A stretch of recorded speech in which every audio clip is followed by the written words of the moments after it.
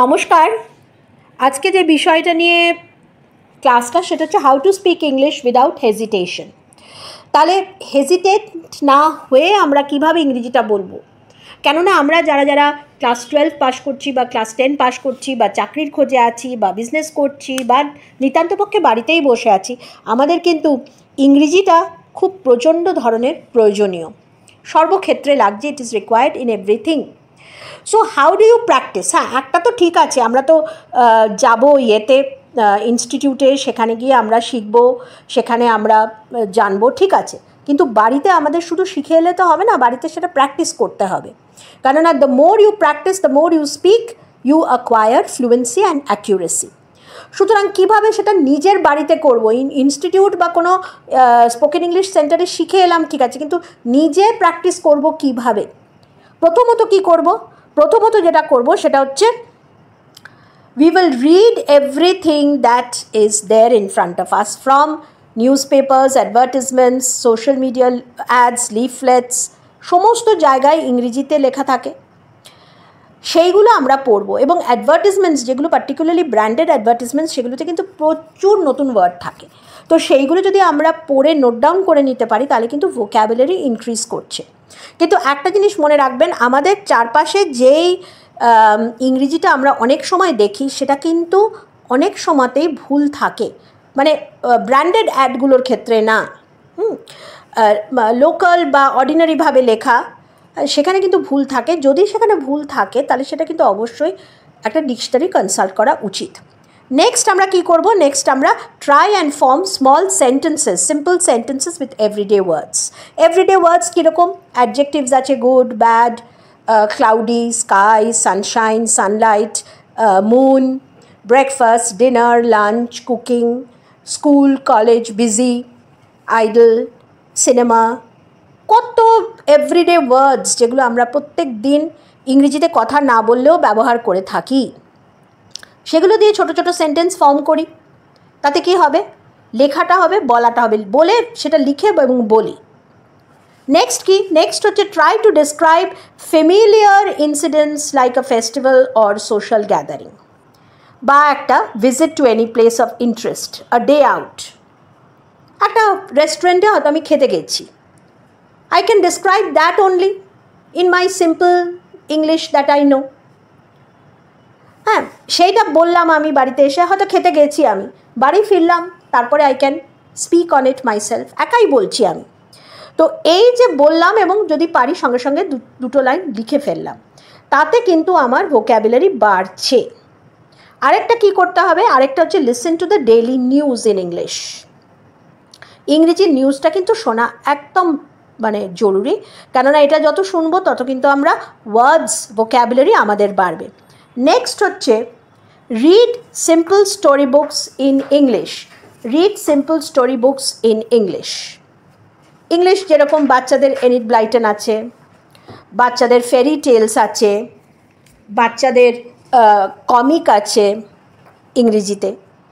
তা আপনারা হয়তো ক্লাস 12-এ পড়েন বা হয়তো চাকরি করেন, তা মনে হবে যে বাচ্চাদের গল্পের বইগুলো পড়বো। Nothing wrong in it, because you are learning English step by step, তাই না? আপনাদের ইংরেজির ভোক্যাবুলারিটা কম, ইংরেজির সম্বন্ধে আইডিয়া কম, তাহলে আপনাদের বেসিক একেবারে বিগিনার লেভেল থেকে আরম্ভ করতে হবে। তো সেখানে লজ্জা পেয়ে লাভ নেই। সেটা পড়ে আপনি যত পড়বেন, এই যে গল্পটা পড়লেন তার সম্বন্ধে কী পড়লেন সেটা নিজের কথাতেই বলুন, সেটা করতে পারেন। Try and describe simple recipes. আপনারা যারা রান্না করেন বাড়িতে বা করতে ভালোবাসেন, যাদের হবি আছে, বিভিন্ন ডিশ বানাচ্ছেন, তো রান্নার কিন্তু একটা আলাদা ভোক্যাবুলারি হয়, যেমন সটে, যেরকম বেক, যেমন প্রিহিট, যেমন ফ্রাই, যেমন ম্যারিনেট। এই যে কথাগুলো, এগুলো কিন্তু ভোক্যাবুলারির বিরাট দিক। তো এই ছোটো ছোটোগুলো যদি আপনারা ডিসক্রাইব করেন বা বলেন, তাহলেও কিন্তু ইংরেজিটা প্রচুর ইমপ্রুভ করে যায়। এটা বাড়িতে বসেই কিন্তু করা যায়। এরপরে কি করতে পারেন? ডেইলি রুটিনটাকে আপনি ডেসক্রাইব করতে পারেন। যেমন আমি সকালে উঠে কি করলাম, আমি অফিস যাওয়ার আগ অবধি কী করলাম, আমি বাড়িতে ফিরে কি করলাম, আমি মার্কেটে গেলাম বাজার করতে, সেখানে আমার কি এক্সপিরিয়েন্স, বা আমি পাবলিক ট্রান্সপোর্ট করে ব্যাংকে গেলাম বা কোনো একটা পার্টিকুলার জায়গায় গেলাম, এই যে ডেসক্রিপশানগুলো, এগুলো একদম অর্ডিনারি না, এভরি ডেতে আমরা ইউজ করি, এগুলো কিন্তু ডেসক্রাইব করাটা খুব জরুরি, ডেসক্রাইব করতে পারাটা। নেক্সট হচ্ছে কি, speak to a friend or relative in English.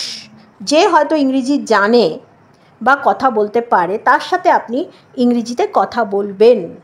সেখানে কিন্তু বাংলা বা হিন্দি ইউজ করবেন না। ধরুন আপনার একজন বন্ধু আছে যে হয়তো হিন্দিতে কথা বলে বা উর্দুতে কথা বলে, তার সাথে আপনি ইংরেজিতে কথা বলুন, তাকেও বলতে বলুন। তাতে কিন্তু ইংরেজি বলার ওকেশনটা মানে অপরচুনিটিটা আপনার কাছে এলো। আর আরেকটা যেটা বিশাল ইম্পর্টেন্ট দিক, সেটা হচ্ছে do not feel shy if you make mistakes. এবার দেখুন, আপনাদের তো এটা নিজস্ব ভাষা না, সুতরাং মিস্টেক্স তো হবেই, কিন্তু লজ্জায় যদি হয় তখন কিন্তু আপনি দেখবেন আপনি আর এগোতে পারছেন না, কেননা সেই লজ্জাটা ইজ পুলিং ইউ ডাউন। বাবা বলবো, বাবা কথা বললে কি হবে, কিছুই হবে না। যখন নন ফরেনাররা যখন আমাদের ইন্ডিয়ান ভাষায় বা অন্য কোনো ভাষায় কথা বলে যেটা তাদের মাতৃভাষা না, তারা তো ভুল করে নাকি? কিন্তু তারা সেটা বদর করে না, তারা কিন্তু সেটার মধ্যে দিয়ে হাত পা নেড়ে বোঝাতে চেষ্টা করে, কথা বলতে চেষ্টা করে। তাহলে আমরা কেন পারবো না? ভুল হচ্ছে হোক, ভুল হতে হতেই শিখবেন। ভুল হলেই তবে কারেক্টার অনুসন্ধান হবে, তবেই তো কারেক্ট ঠিক পাওয়া যাবে না, ঠিকটাতে অ্যারাইভ করা যাবে। আর আরেকটা জিনিস হচ্ছে, এই যে স্টেপসগুলো বললাম না, এই স্টেপসগুলো অবশ্যই কিন্তু 1 মাসের জন্য ফলো করবেন। এটা 1 মাস যদি আপনারা করেন সত্যি মানে করে রিলিজিয়াসলি এবং খুব মানে করেন, খুব মানে কনসিয়েন্সিয়াসলি, খুব একাগ্রভাবে এবং অত্যন্ত মনোযোগ সহকারে, তাহলে কিন্তু ইমপ্রুভমেন্ট হতে বাধ্য। আর আরেকটা জিনিস বলে দিলাম, যদি এই স্টেপসগুলো ফলো করতে গিয়ে কখনো কোনো অসুবিধা হয় বা কিছু চেকিংয়ের দরকার হয়, নির্দ্বিধায় কিন্তু কমেন্টে লিখবেন, আমি সেটা যতটা সম্ভব হেল্প করে দেব। ঠিক আছে? তো আজকে এই অবধি, পরের আবার ক্লাসে আরেকটা বিষয় নিয়ে আমরা ইংরেজির চর্চা করব।